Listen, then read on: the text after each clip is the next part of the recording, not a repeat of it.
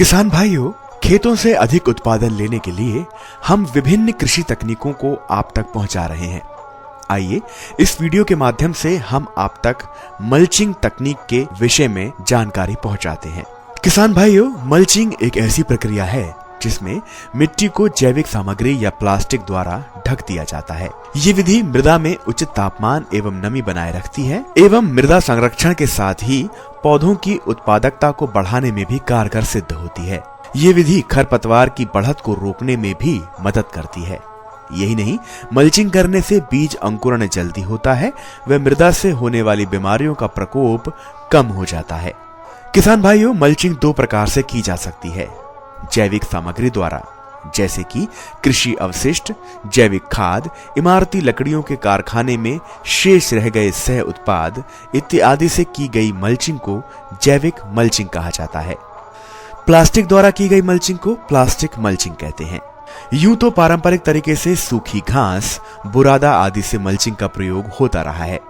इस तरह की मल्चिंग से सामग्री जल्दी सड़ जाती है व बार बार मल्चिंग करने की स्थिति बनती है। बागबानी में प्लास्टिक मल्चिंग का उपयोग करना आसान है तथा इससे कई तरह की फायदे भी हैं। जैसे कि हम जानते हैं कि काले रंग की प्लास्टिक मल्च का सामान्यतः प्रयोग होता है, लेकिन सब्जियों की फसल में कई विशेष प्रकार की पारदर्शी व दो रंगी मल्चिंग का प्रयोग होता है, जिनके उद्देश्य विभिन्न प्रकार से होते हैं। ये प्लास्टिक मल्च पराबैंगनी अवरोधी होती हैं।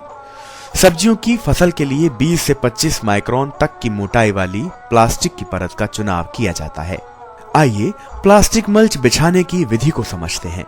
किसान भाइयों, सबसे पहले खेत की तैयारी बहुत आवश्यक है। खेत में उठी हुई क्यारियां बना लें। इस क्यारी की ऊंचाई 10 से 15 सेंटीमीटर और चौड़ाई 125 से 150 सेंटीमीटर रखें। प्लास्टिक शीट के मध्य में पंच या बड़े व्यास पाइप या हथौड़े के उपयोग से छेद बना लें। वैकल्पिक रूप से एक गर्म पाइप को इस्तेमाल में लिया जा सकता है।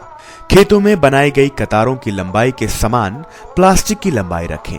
एक कतार के पौधे के बीच में जितनी दूरी होती है उतनी ही दूरी के अंतराल पर प्लास्टिक की परत को मोड़ लें। उदाहरण के तौर पर यदि दो पौधों के बीच में 45 सेंटीमीटर की दूरी है तो प्लास्टिक की परत को प्रत्येक 45 सेंटीमीटर के अंतराल पर मोड़ा जाएगा। इस प्रकार एक क्यारी की मल्च में 2 छेद कर सकते हैं। प्लास्टिक की मल्च को बिछाने से पहले मृदा की अच्छे से गुड़ाई कर लें अथवा सही मात्रा में खाद तथा उर्वरक डाल दें। प्लास्टिक मल्च के एक छोर को मिट्टी में अच्छे से लंगर डालकर बांध दें। तत्पश्चात प्लास्टिक की परतों को खोलना शुरू करें। मल्च बिछाते वक्त मिट्टी के डेले तोड़ लें। साथ ही साथ अगर खरपतवार या मोटी लकड़ी के टुकड़े हों तो उन्हें हटा लें। फावड़े की सहायता से दोनों तरफ से प्लास्टिक मल्च को मट्टी से अच्छी तरह से ढक दें ताकि तेज हवा से मल्च उड़े नहीं। स्थिर रखने के लिए चारों तरफ से उसे मिट्टी के अंदर दबा दें। अब बीज उपचार के उपरांत बीजों को सीधे प्लास्टिक में किए गए छेद से बो दें। प्रतिरोपित फसलों में अंकुरित पौधों को सीधे इस छेद में डाल दें।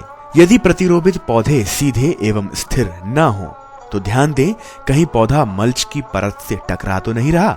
अगर ऐसा है तो नाजुक पौधे सूख सकते हैं। इसके बाद बीज या प्रतिरोपित पौधों को फुवारे की सहायता से पानी दें।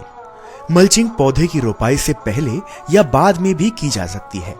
यदि पौधे पहले से प्रतिरोपित किए जा चुके हैं तो मल्चिंग प्रतिरोपण के 3 से 7 दिन बाद जब पौधे सीधे एवं स्थिर हो जाएं तब करें।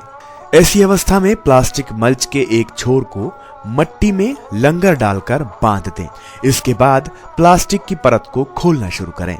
इस दौरान पौधों को हाथ से सहारा देते हुए नीचे की तरफ से प्लास्टिक के छेद में डालें ताकि पौधे आसानी से बिना किसी नुकसान के ऊपर की ओर जाकर फैल सकें।